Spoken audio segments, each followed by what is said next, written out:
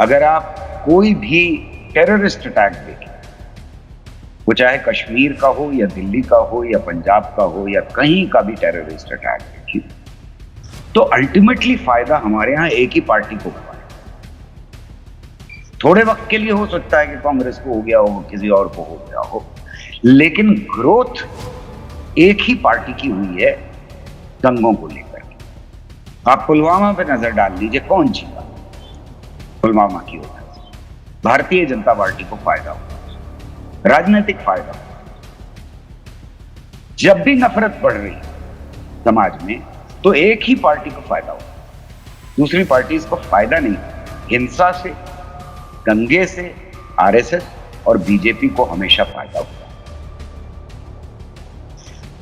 ये अजीब टेररिस्ट हैं जो हमेशा ऐसे वक्त पे स्ट्राइक करते हैं जब बीजेपी और आरएसएस बैकफुट पे चले, जब उन्हें लगने लगे कि वो कमजोर हो रहे हैं, तो हमेशा टेररिस्ट आते हैं और उनकी मदद के लिए जुट जाते हैं।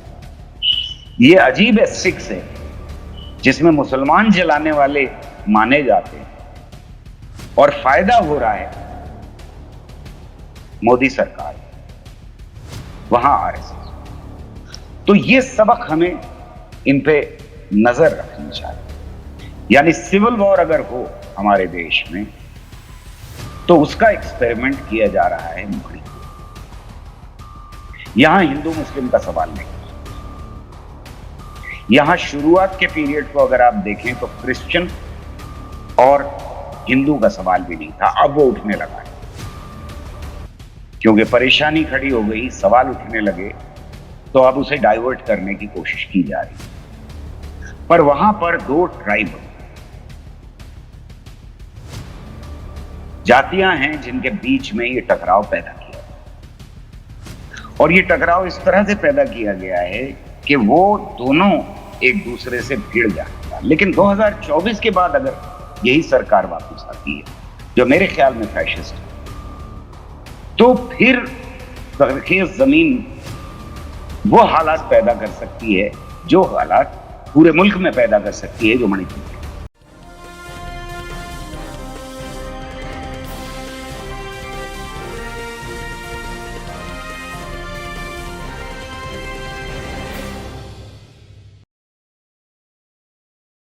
हेलो, नमस्कार, आदाब, सत श्री अकाल और अस्सलाम वालेकुम। मैं हूं मोहम्मद अहमद काज़मी, लेकर आया हूं आपका पसंदीदा कार्यक्रम आपके रूबरू। इस कार्यक्रम में हम आपको कुछ जानकार लोगों से मिलवाते हैं और देश की दिन ब दिन बिगड़ती हालत पर नजर रखने की कोशिश कर रहे हैं।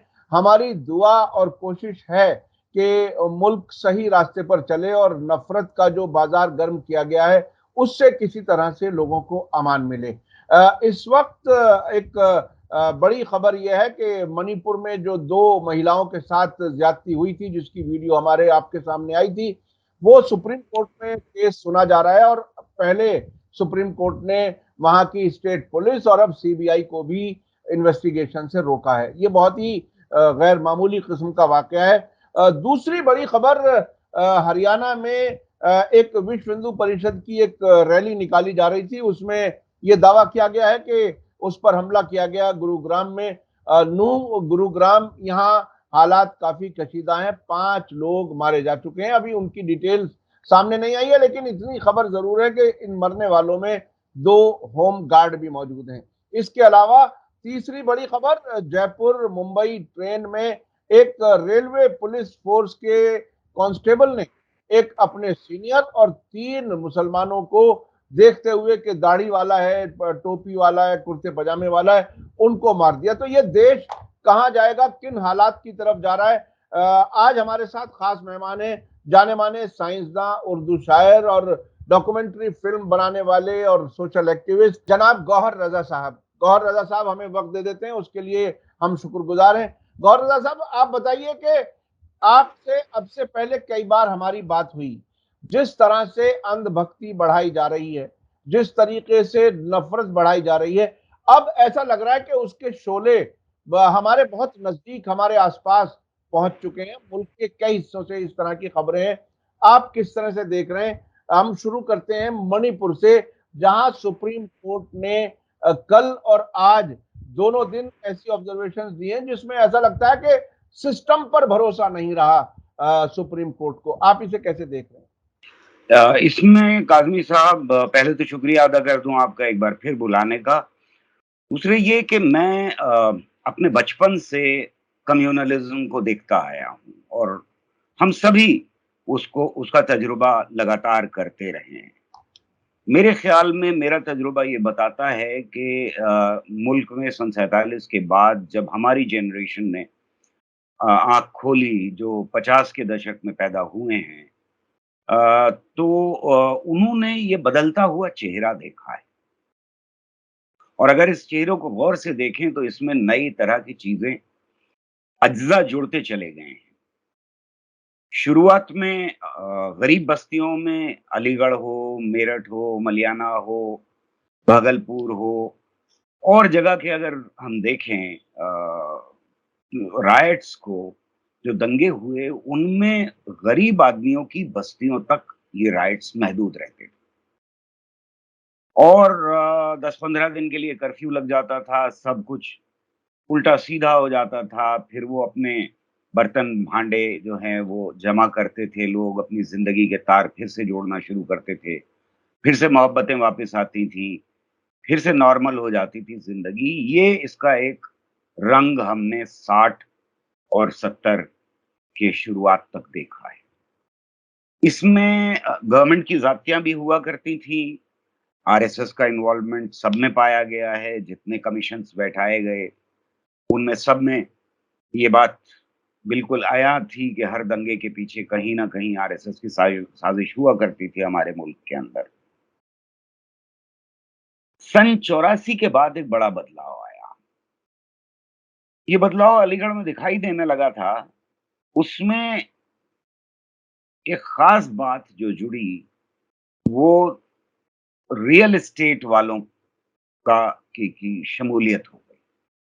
यानी आप अगर किसी एक बस्ती में मुसलमान हैं और उन्होंने घर बना रखा है और उनकी जो प्रॉपर्टी है, वो हिंदुओं के बीच में है और किसी तरफ हिंदू रह रहे हैं मुसलमानों के बीच में, तो वो औने-पौने दाम में बेच के चले जाते।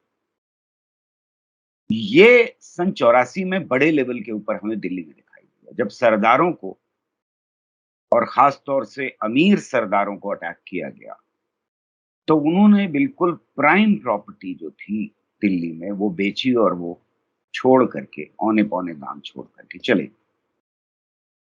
तो जो रियल एस्टेट वाले थे, जो इमर्ज हो रहे थे मुल्क के अंदर, जिनकी शुरुआत थी उस दौर में, उन्होंने अ, अब दंगों में हिस्सा लेना शुरू कर दिया, उनको फ़ायदा दिखाई देने लगा। और जो पॉलिटिकल पार्टीज़ थीं, जो आरएसएस की शाखाएँ थीं, उन्होंने भी ये महसूस कर लिया कि ये एक अच्छा तरीका है दंगा कराने का। ये बात हमको 92 में दिखाई दी, बड़े पैमाने पर बस्तियाँ साफ़ की गईं बॉम्बे में और उसमें हिंदू और मुसलमान दोनों छोड़-छोड़ के अपनी झुग्गी-झोपड़ियाँ भागे और वो वापस नहीं लौट पाए। इसमें एक चीज़ और जुड़ती है जब हम ये देखते हैं कि 2002 किस तरह से किया गया। लोगों की नज़र में एस-6 है, गोधरा के नाम से आरएसएस ने सब कुछ मशहूर कर दिया, लेकिन उसके पीछे जो हुआ, उस पर लोगों की नज़र नहीं। जो 50,000 से 70,000 लोग छोड़ कर के कैंप्स में आए थे अपनी प्रॉपर्टीज़ को, जिनके घर जलाए गए थे, जिनके खेत जलाए गए थे, उनमें से ज़्यादातर वापस नहीं गए। यानी अब ये गाँव तक पहुँचा मामला, पहले ये शहरों तक था और गाँव में जब छोड़ के भागे ये लोग, तो उनकी खेतों के ऊपर, उनकी ज़मीनों के ऊपर कब्ज़ा कर लिया गया। कहीं शहरों में उनको बसाया गया, कहीं नहीं बसाया गया, उनके हाल के ऊपर छोड़ दिया गया। और ये बात बिल्कुल आया थी कि अब जिस तरह सन 84 में बहुत सारे कांग्रेस के मिनिस्टर्स को दोबारा कभी गद्दी नहीं मिली। यानी इससे पहले जो कुछ होता था उसमें ज़िम्मेदार पॉलिटिकल पार्टी को भी ठहराया जाता था। और अगर कोई मिनिस्टर है, चीफ मिनिस्टर है, दंगों में शामिल होता है तो उसको भी जिम्मेदार ठहराया जाता था। आज तक मुकदमा चल रहा है। हमें 2002 में ये दिखाई दिया कि चीफ मिनिस्टर जीत करके भारी बहुमत से वापस आए। बजाय इसके कि उनके ऊपर एक्शन होता, उन्हें जिम्मेदार ठहराया जाता। पूरे गुजरात में आग लगी थी, गुजराती मारे गए थे, हिंदू मुसलमान का सवाल उठा करके उनको दोबारा से गद्दी पर बिठाया। तो एक तरफ बड़ा फायदा ये था कि वापस आप सत्ता में रह सकते हैं, लौट करके आ सकते हैं, आप चीफ मिनिस्टर बने रह सकते हैं, आपकी पार्टी बहुमत से जीत सकती है। और दूसरी तरफ ये जमीनों का मामला। एक बात और याद रखनी चाहिए कि जब आम आदमी इन्वॉल्व हो जाता है दंगे के अंदर, तो उसे डर बहुत लगता है उन लोगों से जिन लोगों के ऊपर उसने जुल्म किया है, जिनके घर जलाए हैं, जिनका रेप किया है। और वो खुद भी बहुत सहमा हुआ होता है कि अब अगर कोई और सरकार आ गई तो हमारे ऊपर एक्शन होगा, हमें जेलों में जाना पड़ेगा। उसको ये डर होता है कि अब शायद उसकी हथकड़ियां लग जाएं।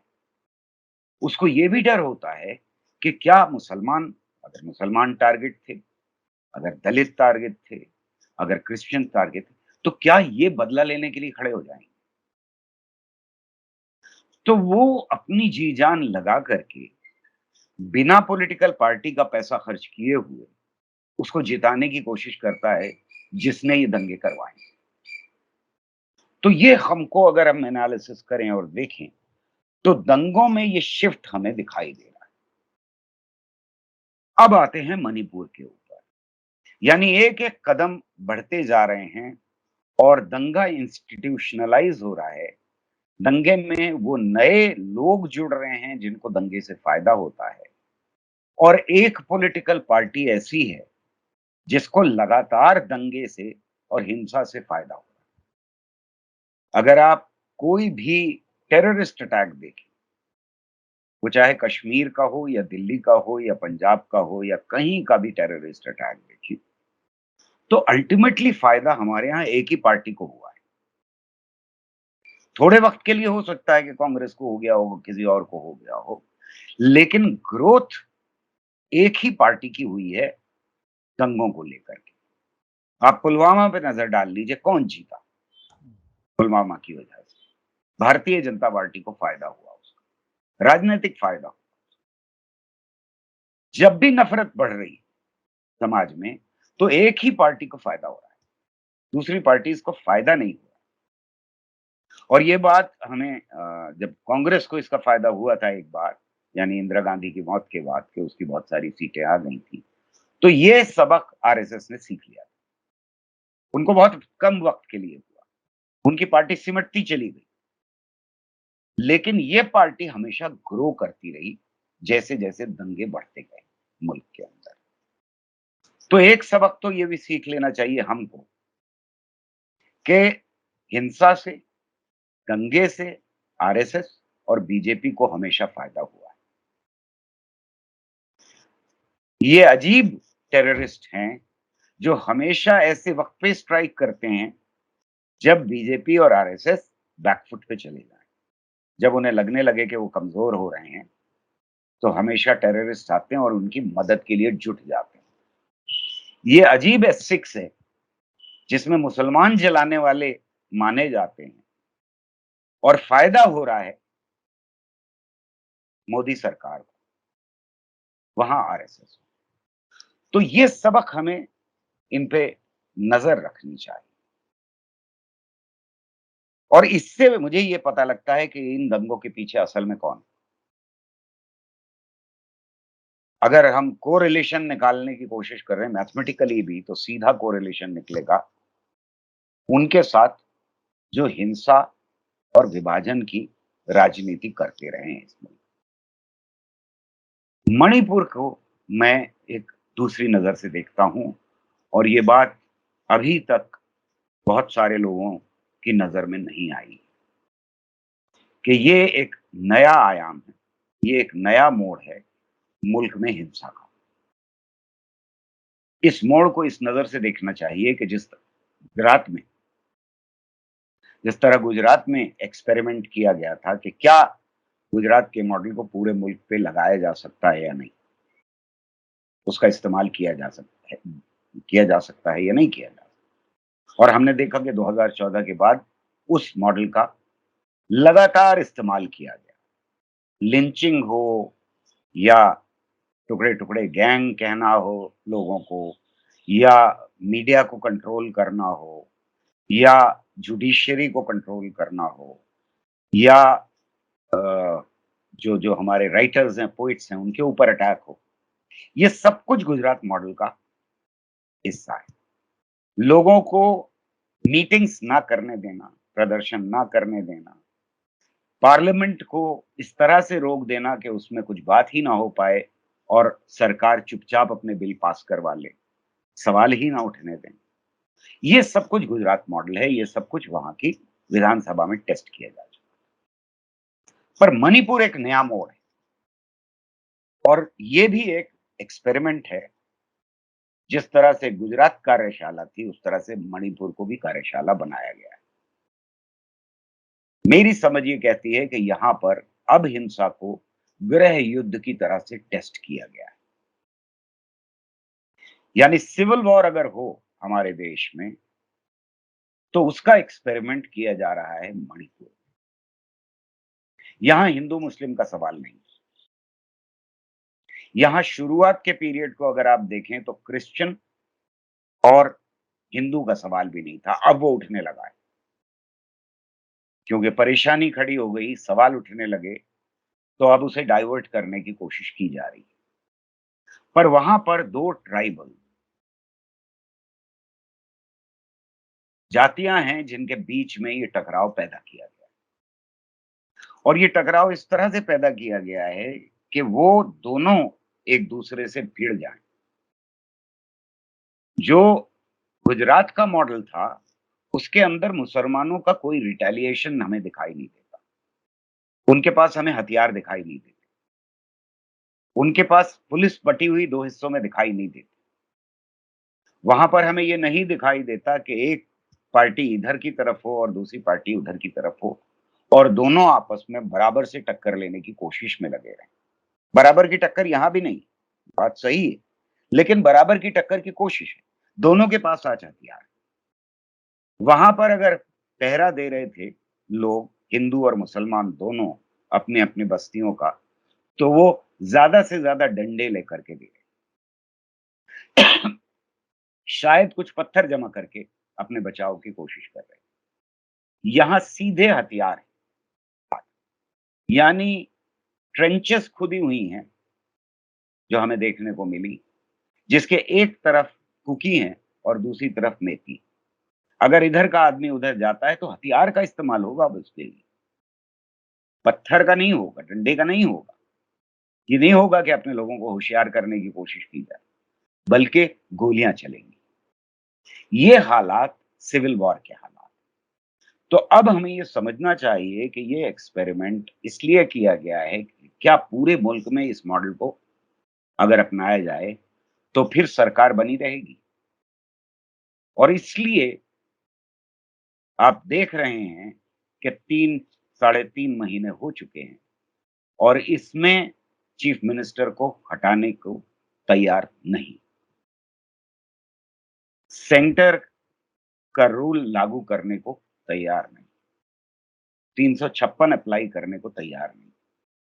प्रेसिडेंट खामोश हैं, इसके बावजूद कि वो एक ट्राइबल कम्युनिटी से आती है।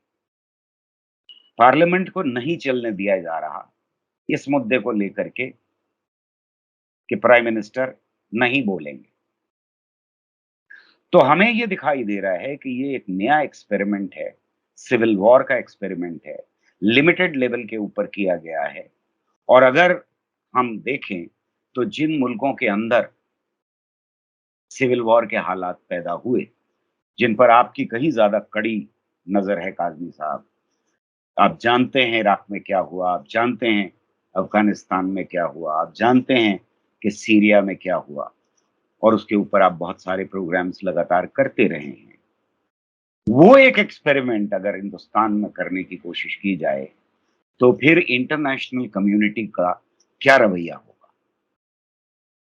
ये क्या ये ये इंटरनेशनल बिल्कुल कम्युनिटी ये ये ये बिल्कुल आपने बिल्कुल नए पर्सपेक्टिव से बात की। वाकई ये बहुत ही सामने की बातें हैं कि अब दोनों तरफ से हथियार इस्तेमाल हो रहे हैं। अब वो एक तरफा मामला नहीं है जो गुजरात में मुसलमानों के साथ हुआ। और और आपने आर्म्ड फोर्सेस भी बटी हुई हैं। ये आर्म्ड फोर्सेस भी बटी हुई हैं और कई बार ऐसा महसूस हुआ कि हथियार बाकायदा लुटवाए जा रहे हैं अपने लोगों के लिए। तो ये ऐसे वक्त में हो रहा है जब अपोजिशन इकट्ठी होती नजर आ रही है। 2024 इलेक्शन सामने है, उससे पहले कई असेंबली इलेक्शंस हैं। इसके बीच में अब मणिपुर के तजर्बे के साथ साथ एकदम अचानक कल ये हरियाणा से नूह से में एक चीज नई शुरू की गई और एक यात्रा निकाली गई। उसमें बीजेपी के एमपी एमएलए ने उसमें शिरकत की और उसके फौरन बाद जो है वो ये बता दिया गया कि हमला हुआ। और हमले में हमने दिल्ली की जहांगीरपुरी का भी हमला जो बताया गया था वो भी हमने देखा है। टोपियां ओढ़ करके और पत्थर उछाल देना ये बहुत आसान है भीड़ में से। अभी हम किसी का भी बचाव नहीं कर रहे। अभी आगे आने वाले वक्त में चीजें मालूम होंगी।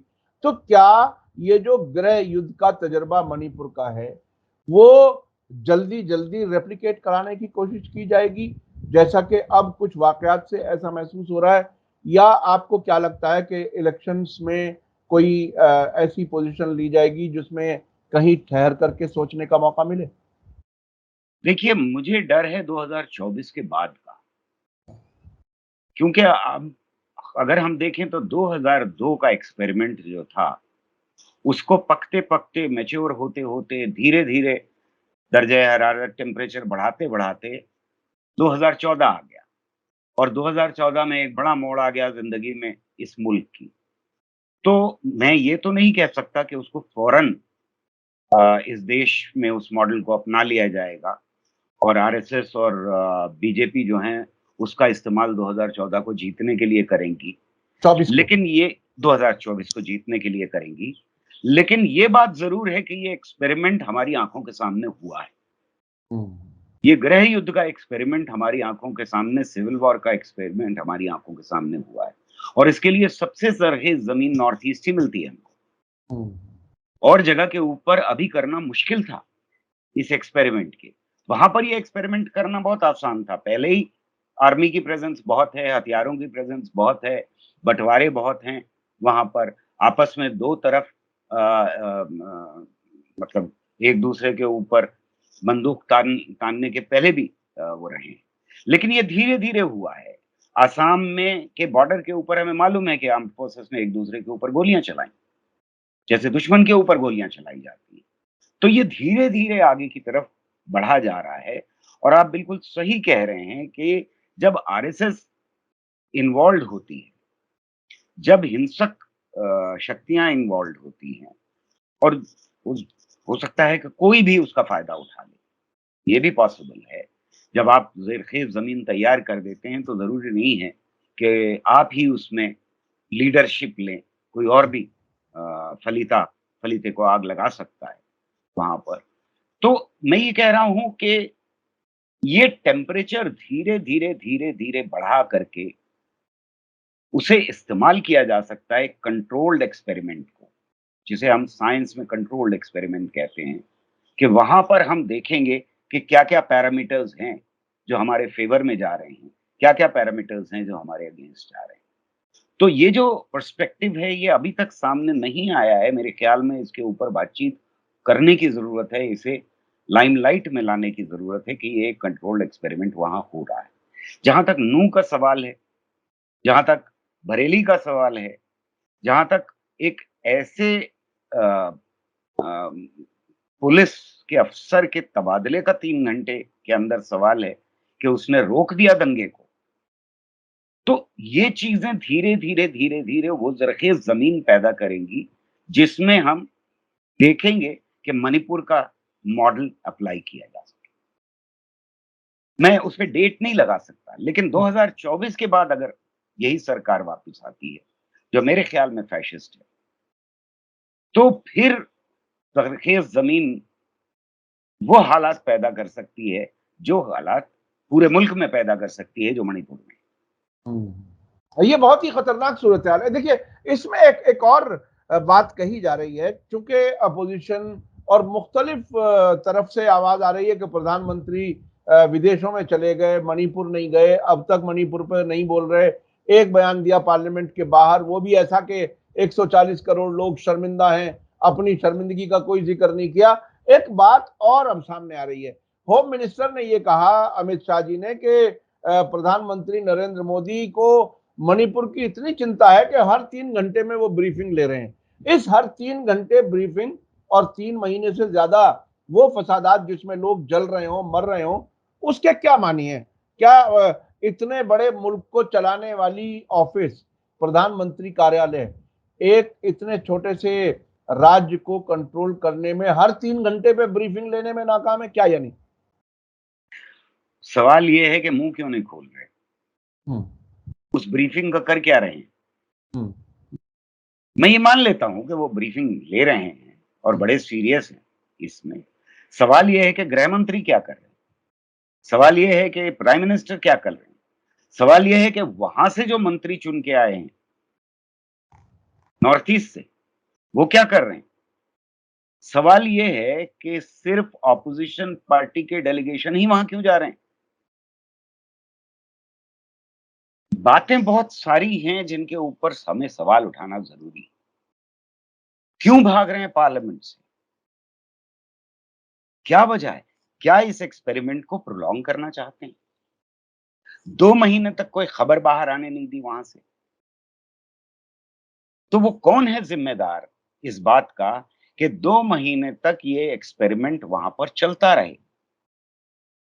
ये तजुर्बा लगातार चलता रहे और आप कहें मैं तो 3 घंटे में इस तजुर्बे को मॉनिटर कर रहा हूं, तो उसका क्या मकसद है? ये वाकई ये बहुत ही लगातार कहते रहना काज़मी साहब कि मैं हर 3 घंटे पर देख रहा हूं, ये मुझे और ज्यादा खतरनाक लगता है। हम्म, क्योंकि अगर खतरनाक ना होता तो अब तक रुक गई होती। हम दावा करते हैं कि हम बॉर्डर के ऊपर भेजेंगे और पाकिस्तान को तहस-नहस करने की ताकत रखते हैं। राजनाथ सिंह तो कह चुके हैं अभी रिसेंटली। जी। और हम इसकी ताकत नहीं रखते कि हम मणिपुर के अंदर कंट्रोल कर लें इसे। ये भाई कौन-सी साहब, मणिपुर के अंदर बॉर्डर की बात कही जाने लगी अब कुकी और मेतेई के बीच में वो इलाका पार करना, जो वहां से लोग आ रहे हैं वो बता रहे हैं कई कई घंटे लग जाते हैं और वो बहुत ही खतरनाक एक्सरसाइज है। यानी एक इलाके से दूसरे इलाके में जाना, मुल्क के अंदर ही ऐसा कुछ हो गया जैसे इंटरनेशनल बॉर्डर। यूरोप में तो ये भी पता नहीं चलता कि एक मुल्क से आप दूसरे मुल्क में एंटर कर गए। और यहाँ तो ये एक स्टेट में, इतने छोटे स्टेट में इम्फाल से बाहर निकलते हुए लोग डर रहे हैं और निकलना मुश्किल हो रहा है। उसको किस तरह से समझ किया जाए, कैसे समझा जाए? आपने वैसे काफी हद तक क्लैरिटी के साथ बातें बताई हैं कि ये एक्सपेरिमेंट किया जा रहा गृह युद्ध का, लेकिन कहीं कोई बात खत्म होती हुई भी नजर आती है या ये बढ़ेगी? देखिए, जहाँ तक ट्रेंचेस का सवाल है, वहाँ पर बॉर्डर जिसको आप कह रहे हैं, वो बॉर्डर उस तरह के नहीं हैं जैसे एक्सपेरिमेंट के तौर पर लगातार आरएसएस ने बनाए हैं और मुसलमानों के इलाकों को उन्होंने कहा है बॉर्डर पार। हम्म ये लफ्ज़ लगातार गुजरात में भी इस्तेमाल किया गया और शहरों में भी इस्तेमाल किया जाता है। जैसे ही मुसलमानों का इलाका शुरू होता है, उसको पाकिस्तान या बॉर्डर पार या मुसलमानों का इलाका अलग-थलग करके उसको दिखाया जाता है। बहुत सारे ऐसे लोग हैं, जो पुरानी दिल्ली जाते हुए भी इस शहर के अंदर डरते हैं। वो ट्रेंचेज़ कहीं ज़्यादा गहरे तौर पर, खाई के तौर पर हमें अब मणिपुर में दिखाई दे रही हैं। वहाँ पर दोनों तरफ बंदूकें हैं और खंदकें खोदी गई।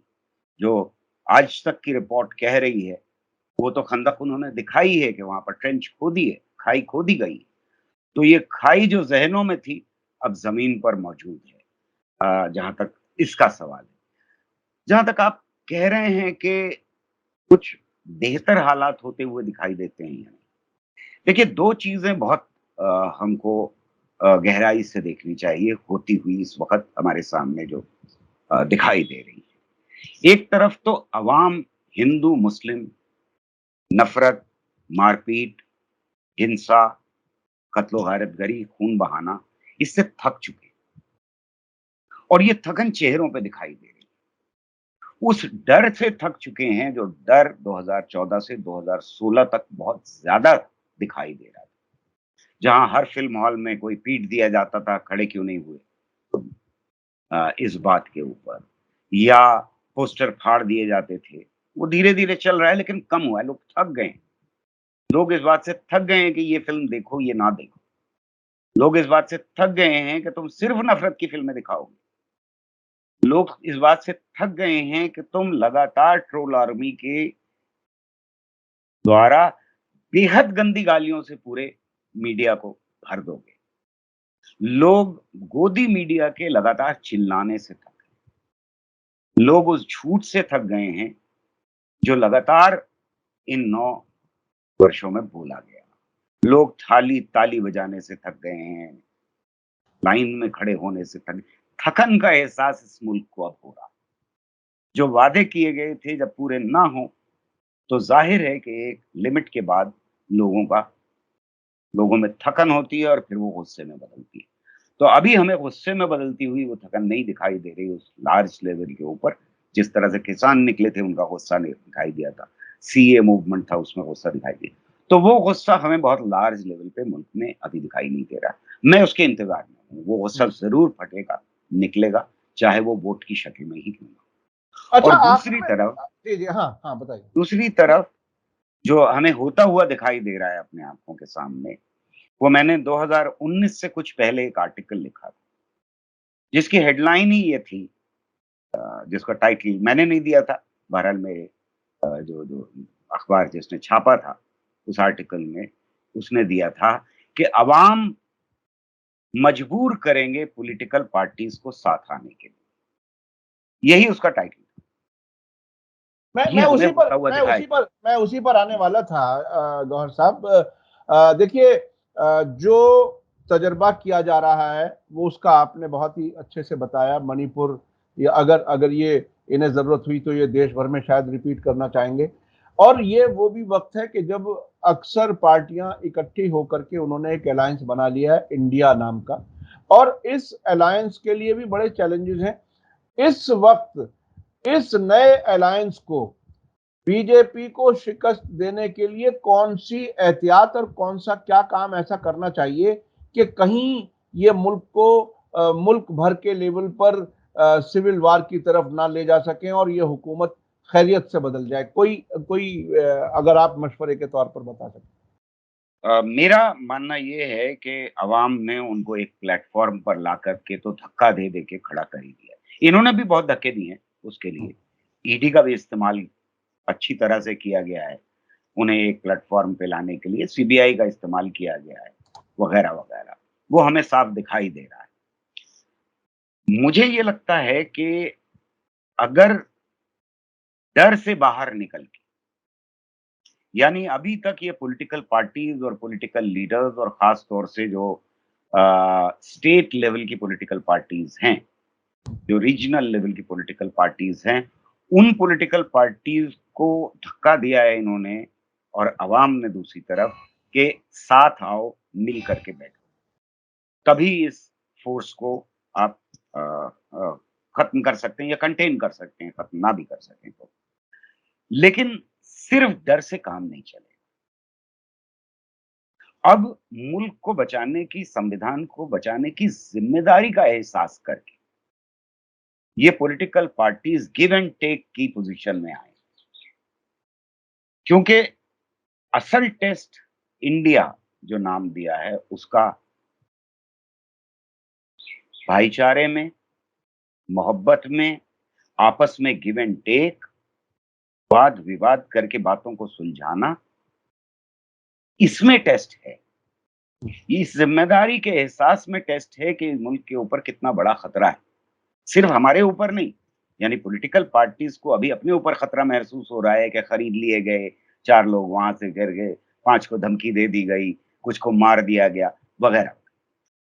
इस डर से बाहर निकल कर के ज़रूरत इस बात की है कि पॉलिटिकल लीडरशिप ये महसूस करे कि मुल्क के ऊपर खतरा है, सिर्फ़ एक पॉलिटिकल पार्टी पे खतरा नहीं। ये एक्सपेरिमेंट जो किया जा रहा है नॉर्थ ईस्ट में, अगर सब जगह लागू हो गया, तो पॉलिटिकल पार्टीज़ तो अपने आप खत्म हो ही जाएँगी और मुल्कों में खत्म हो गई। कोई ऑपोजिशन नहीं रहा, सिर्फ लड़ने वाले आपस में रह गए, सिर्फ वो लोग रह गए जो दोनों तरफ से हिंसा कर रहे हैं। तो इस वक्त मुल्क के ऊपर कहीं बड़ा खतरा है। ये जो कोalition बना है पार्लियामेंट के अंदर, ये अब हर कॉन्स्टिट्यूएंसी तक पहुंचना चाहिए। बेहद जिम्मेदारी के साथ गिव एंड टेक और कहीं-कहीं नुकसान उठाने की हद तक अगर पॉलिटिकल पार्टीज जाने को तैयार हैं, तो शायद वो अपने को और मुल्क दोनों को बचा पाएंगे। और अगर वो नुकसान उठाने को तैयार नहीं, वो गिव एंड टेक वाली मोड में नहीं आती हैं, तो इस मुल्क में 2024 के बाद जो होगा वो मेरे ख्याल में बहुत भयानक होगा। और ये जिम्मेदारी मैं समझता हूं आपके ऊपर भी है, मेरे ऊपर भी है कि हम लगातार इन पॉलिटिकल पार्टीज को पुश करते रहें। ये सिर्फ पॉलिटिकल पार्टीज के ऊपर नहीं छोड़ा जा सकता।